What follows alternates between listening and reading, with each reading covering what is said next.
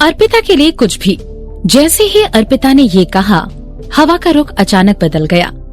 वक्त थम सा गया। अर्पिता को अपने अंदर एक अलग सी कंपन महसूस होने लगी। उसने जल्दी अपनी प्लेट से संजय के प्लेट में सलाद डालते हुए कहा, ये लीजिए खाइए। ये सब देखकर असिस्टेंट डर के मारे कांप रहा था। असिस्टेंट को पता था कि संजय स्वास्थ्य के प्रति बहुत सतर्क था और वो कभी किसी दूसरी की प्लेट से खाना नहीं खाता था। फिर भी अर्पिता ने अपने प्लेट से संजय के प्लेट में खाना रख दिया। असिस्टेंट इतना डरा हुआ था कि उसे अपनी जान हलक में महसूस हो रही थी। दूसरी जगह अर्पिता अपने इस बिहेवियर पर रोक ही नहीं लगा रही थी। उसने संजय की ओर देखा और अपने प्लेट में रखे हुए सैलेड को अपने हाथ से ढकते हुए कहा, मेरे पास सिर्फ यही 2 पीस बचे हुए हैं। संजय ने पहले उसकी प्लेट में रखे सैलेड की ओर देखा और फिर अर्पिता की ओर। उसके चेहरे पर एक अजीब सी स्माइल आ गई जब उसने देखा कि अर्पिता अपने खाने के लिए कितनी पॉसेसिव है। क्या तुम्हें तुम्हारी 3 महीनों की सैलरी नहीं चाहिए? नर्स अर्पिता। अर्पिता संजय की बात सुनकर अचानक से रुक गई। उसने चम्मच उठाई और एक एक करके अपनी प्लेट में रखा हुआ सैलेड संजय की प्लेट में परोस दिया। इसके बाद संजय आराम से अर्पिता को दिखा दिखाकर अपना सैलेड खाने लगा। अर्पिता का शौक भरा चेहरा और अपने गुस्से को दबाते हुए देखकर उसे अपना सैलेड और भी टेस्टी लगने लगा। न ही सिर्फ संजय ने अपनी प्लेट में रखा खाना खत्म किया, बल्कि अर्पिता के प्लेट में बचा हुआ खाना भी खत्म कर दिया। आखिर में अर्पिता को पूरा वेज खाना ही खाना पड़ा। ये तो अर्पिता ने सोचा भी नहीं था और जो उसने सोचा था उसका उल्टा हुआ। कैंटीन के शेफ अच्छा काम कर रहे हैं, इस महीने उनके लिए बोनस अरेंज करो। संजय ने अपनी चम्मच टेबल पर रखी और अपना मुंह पोंछते हुए कहने लगा, पर मेरा क्या? अर्पिता ने जैसे ही बोनस की बात सुनी, उसकी आंखें चमक उठी। अर्पिता उसे ऑफिस की कैंटीन लेकर गई थी, तो इस हिसाब से उसे वो जगह बताने वाली इंसान अर्पिता हुई। अगर कैंटीन के शेफ को बोनस मिल रहा है, तो अर्पिता को भी उसका बोनस मिलना चाहिए।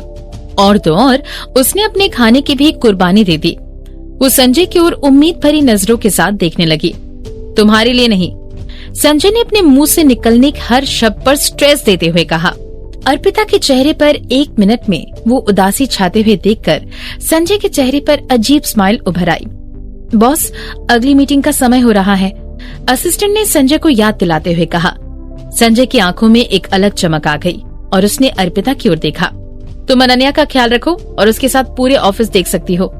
अगर वो थक जाए तो उसे वापस मेरे केबिन ले आना। संजय की बात सुनकर अर्पिता ने हाँ में अपना सिर हिलाया। उसके चेहरे पर वही रूड एक्सप्रेशन आ गया और अपनी चेयर से उठते हुए वो जाने लगा। टेबल पर अब सिर्फ अर्पिता और अनन्या रह गए थे। छोटे बच्चे अक्सर अपना खाना धीरे खाते हैं। अर्पिता ने उसे उसकी स्पीड में खाने दिया और उसे अपने हाथों से खिलाने लगी। जब अनन्या का खाना हो गया, वो अनन्या का मुंह पोंछने के लिए नैपकिन ढूंढने लगी, लेकिन टेबल पर नैपकिन बचे ही नहीं थे। वो अपना सिर उठाकर इधर उधर देख रही थी जहाँ से वो नैपकिन ले सके। इतने में स्टाफ का कोई मेंबर उसे नैपकिन का पैकेट देकर चला गया। सुनिए, इसका कितना हुआ? अर्पिता ने पूछा। किसे पता था कि इससे पहले कि वो कुछ कह पाती, वो दूसरा इंसान उसे हाथ दिखाकर कहने लगा, नैपकिन ही तो है, इसके लिए पैसे भरने की जरूरत नहीं है। Thank you.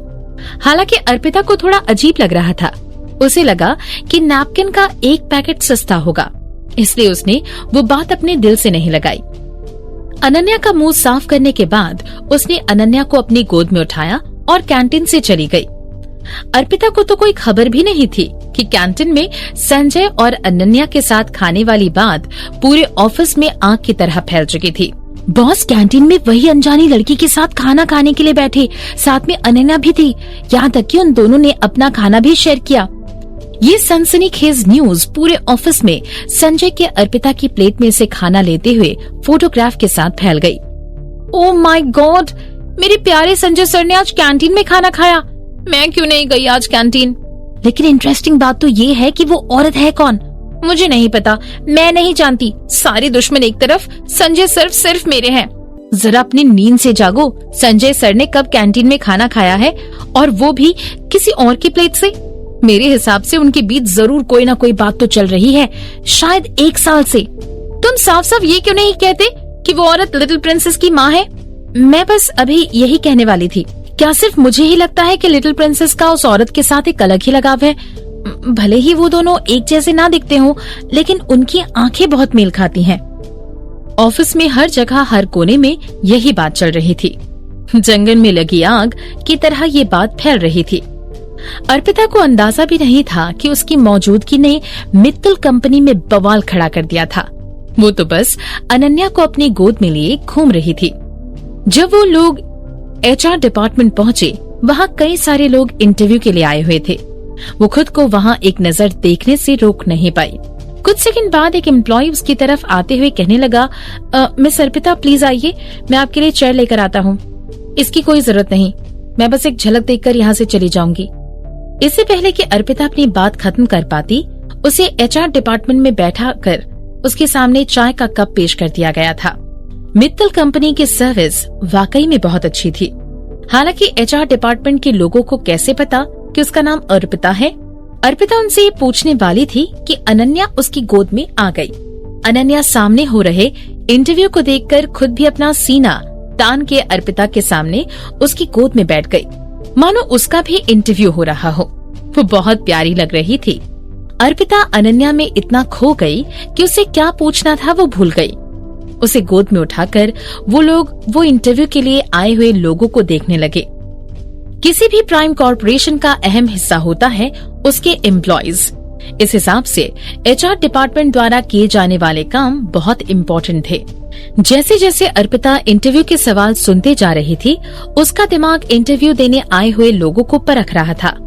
उसे इस काम की ओर एक अलग ही जुनून नजर आ रहा था। इंटरव्यू होते हुए देखकर उसे अलग ही डेजावू होने लगा। वो तो इंटरव्यू का अगला सवाल भी करेक्टली गेस कर पा रही थी।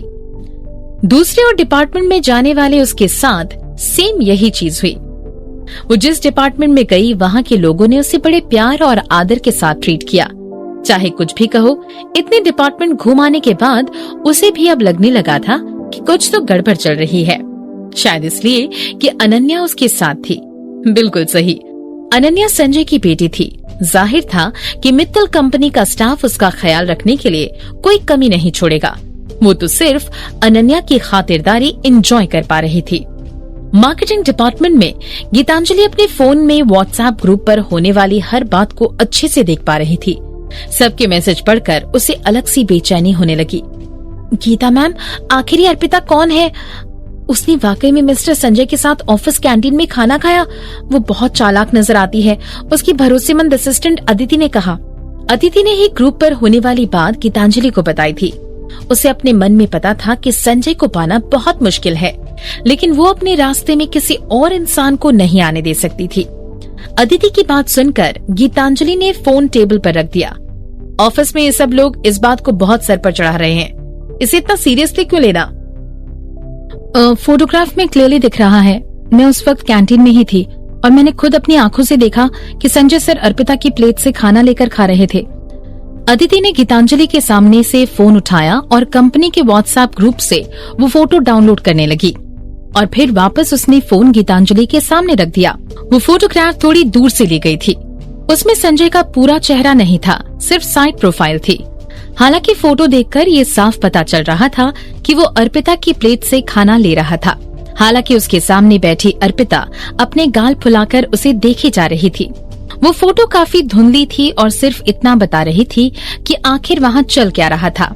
हालांकि ये प्रूव कर पाना मुश्किल था कि अदिति झूठ बोल रही थी, और देखा जाए तो संजय अर्पिता के लिए अपनी आदतें बदल रहा था। न ही वो सिर्फ कैंटीन में गया, बल्कि उसने अर्पिता की प्लेट से खाना लेकर भी खाया। अगर मिस्टर संजय को अर्पिता के लिए खास फीलिंग्स भी हैं, हम इसमें क्या कर सकते हैं? मिस्टर संजय की पर्सनल लाइफ में दखलंदाजी करने का हमारा कोई हक नहीं है। गीतांजलि अपनी मुट्ठियों को कसते हुए चेहरे पर झूठी स्माइल लेकर कहने लगी। गीतांजलि की बात सुनकर अदिति चिढ़ गई। अगर संजय सर को किसी के साथ होना चाहिए तो वो आप हैं गीता मैम। आप कितनी काबिल और बड़ी फैमिली से हैं। इस अर्पिता के पास क्या है? उसे क्या लगता है अपनी खूबसूरती को जरिया बनाकर वो किसी भी अच्छे इंसान को फंसा सकती है? मिस्टर संजय ने तो कुछ कहा भी नहीं, लेकिन वो लिटिल प्रिंसेस को अपना मोहरा बनाकर अपने रिश्ते को सबके सामने दिखा रही है। गीतांजलि अदिति की ओर देखने लगी। उसके चेहरे पर अब भी वो हल्की सी स्माइल थी। वो उठकर अदिति के माथे पर मारते हुए कहने लगी, सुनो तुम मेरे सामने बकवास कर सकती हो, लेकिन ऑफिस में किसी और के सामने मत बोल देना। मेरे मन में मिस्टर संजय के लिए बहुत रिस्पेक्ट है और हम तो ये भी नहीं जानते कि अर्पिता आखिर कैसी इंसान है। क्या पता कि वो वाकई में अच्छी हो और उसकी फैमिली मेरी फैमिली से भी बड़ी हो। ये कैसे मुमकिन है? अर्पिता बिल्कुल चालाक लोमड़ी की तरह दिखती है। मुझे नहीं लगता कि वो किसी अच्छी फैमिली से है। अदिति चिढ़ते हुए कहने लगी। अदिति! गीतांजलि गुस्से भरे चेहरे के साथ अदिति पर चिल्लाई। ठीक है, मैं और नहीं कहूंगी। मैं अपने काम के लिए जाती हूँ। अदिति अपने होंठ चबाते हुए फोन को उठाकर वहाँ से जाने लगी। ऐसा लग रहा था मानो वो जब तक इस मामले की जड़ तक नहीं पहुँच जाती उसे शांति नहीं मिलने वाली थी। कुर्सी जितनी ऊंची होगी गिरकर दर्द भी उतना ही होगा।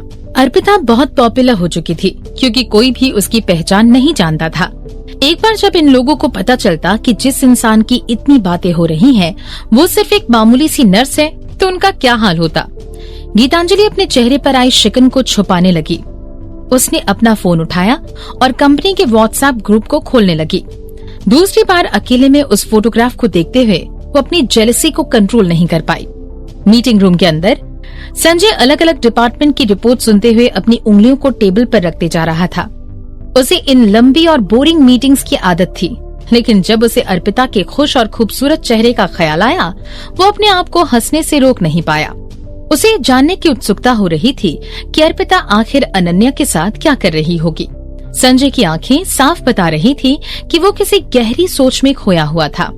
वो धीमे से अपने बाजू में खड़े असिस्टेंट की ओर मुड़ा। असिस्टेंट संजय की बात को समझते हुए मीटिंग रूम से चले गया। वो जैसे ही संजय के केबिन के पास पहुंचा, उसने कुछ सेक्रेटरीज को दरवाजे के पास खड़ा देखा। तुम जाकर पूछो, पहले तुम जाओ ना।